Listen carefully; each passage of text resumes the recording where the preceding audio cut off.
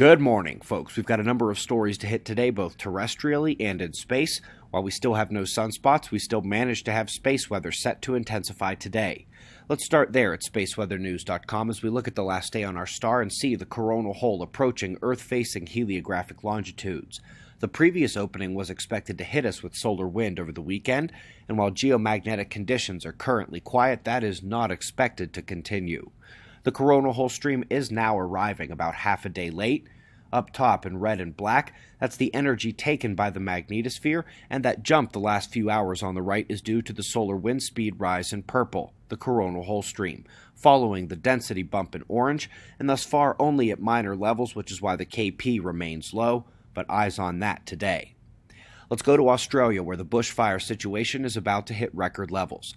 Just outside Sydney, a raging surface plasma is about to catch a convergence wind event in about 24 hours, and it is going to spread quickly. Eyes open and best of luck. In Europe, they are seeing a Mediterranean system readying to hit Italy and the eastern state coastlines that were just hit last week and which already took considerable flooding.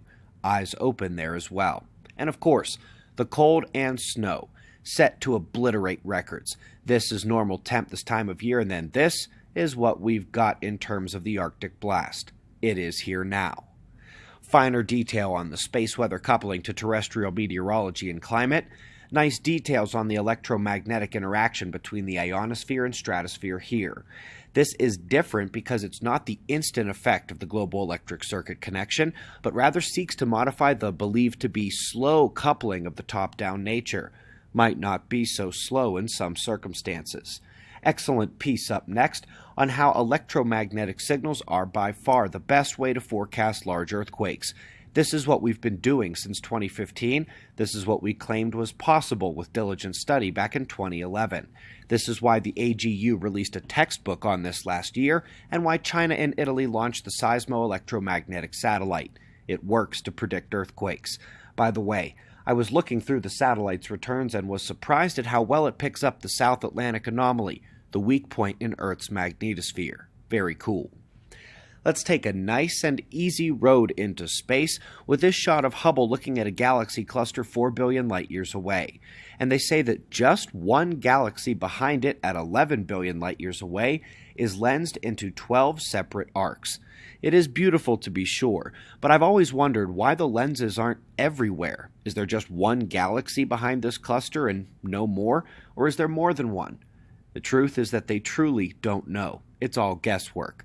So folks, we're going to dance around in scientists' imaginations for a moment in seeking to explain the spin of massive plasma nuclei, also known as black holes. They are envisioning a supermassive black hole, the accretion disk around it. Little black holes caught up in the whirling dance and then combining in Pac-Man style to form the larger spinning black holes. It's a fun idea, but they need a lesson from Stephen Crothers on black hole math. Luckily, we are going to get one at the 2020 conference. But we're moving on because we have a potential crisis in cosmology. One of the top astronomy journals in the world just let a wrench slip through its fingers while standing above the gears and wheels of the machine. So here are the basic local geometry shape possibilities of the universe. The bottom one is what most mainstream scientists prefer. Flat universe requiring dark matter, dark energy, and everything else. And this would include the geometry configurations like the Mobius strip, which has only one side to the entire surface. But things get a bit more interesting with something like the toroidal universe, the middle option, which is just a slice of the larger geometry that most of us recognize, even if we only recognize it as a donut. But alas, what we have today is evidence of the option up top, closed, spherical universe. This would utterly crush the mainstream conceptualization of the heavens at large scale, and also gives one reason to consider what lies beyond. Nothing? Doubtful. Are we just one universe of many? Perhaps all forming larger and larger structures that we'll never see from inside our bubble, perhaps even dancing in somewhat familiar mathematical patterns. For now, it is a big journal with big-time scientists making a big-time mess for cosmology.